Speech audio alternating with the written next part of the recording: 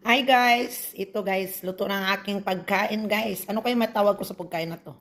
Akin na naman tong diniscovery guys. Ano lang to, pasta. Nilagyan ko ng, ano to guys, yung smoked salmon. Niluto ko. Tsaka nilagyan ko ng cabbage. Ayan. Ang sarap. Parang masyang chapsoy. Walang pangalan to guys. Basta Pilipina madiskarte.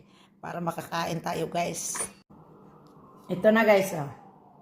Ito ng aking pagkain for today. It's my lunch. Ayan.